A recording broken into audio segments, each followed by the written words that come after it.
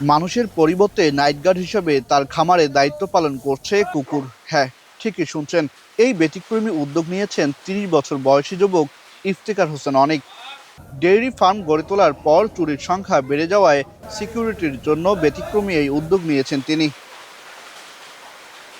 ৭ বছর আগে বন্ধুর সহযোগিতায় জার্মানি থেকে ৩টি কুকুর নিয়ে আসলেও বর্তমান তার খামারে ছোট বড় মিলে মোট ১৮টি কুকুর রয়েছে। প্রত্যেকটি কুকুর ডেইরি ফার্মের নিরাপত্তার জন্য সিকিউরিটি গার্ড হিসেবে দায়িত্ব পালন করছে। আমার একটা গরুর খামার, আমি গরু পালি, গরু আছে, ছাগল আছে। এটা হচ্ছে আমার ব্যবসা, হচ্ছে গরু ছাগল। কুকুর হচ্ছে আমার সেফটির জন্য, মানে এর একটা খামারে যা যা লাগে।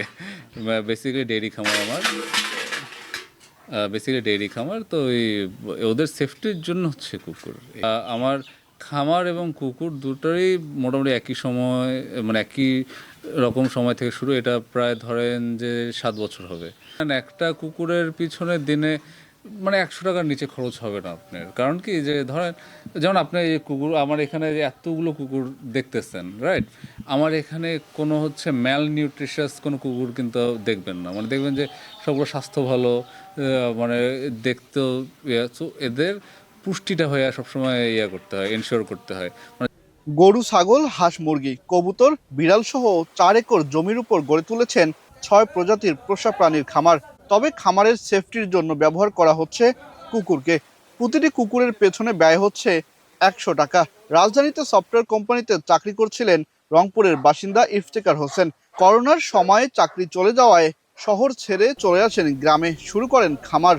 করোনার সময় মানে আমি সফটওয়্যার কোম্পানিতে ছিলাম। তো সে সময় অনেক কোম্পানি শাটডাউন হয়েছিল, আমার কোম্পানিও সে সময় শাটডাউন হওয়ার কারণে আমাকে লে অফ করছিল। তো ওই সময় বেসিক্যালি হচ্ছে গিয়ে কী করব, ওই চিন্তা থেকে প্রথমে আমি ৩টা গরু দিয়ে শুরু করছি, তারপর আস্তে আস্তে মানে জিনিসটা আমি এক্সপ্যান্ড করছি। এখানে যদি জাত বলি, এক সাইড থেকে আসি, ওটা হচ্ছে German shepherd short coat working line, এটা হচ্ছে German shepherd long coat working line, ভিতরের এটা হচ্ছে ডাচ শেফার্ড, ওই পাশের যেটা শুয়ে আছে ওটা হচ্ছে ওল্ফ শেফার্ড, এটা হচ্ছে অ্যালসেশিয়ান। কুকুরকে গোসল করানো ও খাওয়ানোর জন্য রাখা হয়েছে কর্মচারী। এমন দৃশ্য দেখে প্রতিদিন দূর দূরান্ত থেকে আসছেন অনেকেই। কুকুর ভাইয়া পালন করে অনেক দিন থেকে। এখানে চোরের ভয় ছিল আগে, সে চোরে এখন কুকুর আনতে চোরও আসে না। এখানে অনেক সুবিধা পাইছি, যে আমাদেরও গার্ড দেয়, গরু বাছুর ছাগল আছে এদেরকে গার্ড দেয়, এটাই সুবিধা। হ্যাঁ, পরিচর্যা আমরা করি, এদেরকে খাওয়া দাওয়া, গোসল করা, এদেরকে দেখাশোনা সব আমরাই করি।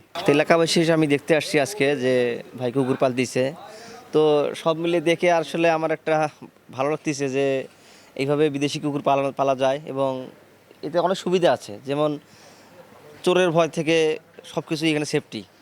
বন্যপ্রাণী হিসেবে বিভিন্ন রোগের ঝুঁকি থেকে যাওয়ায় আগাম ভ্যাকসিন সহ সব কার্যক্রম হাতে নিয়েছে পশু হাসপাতাল।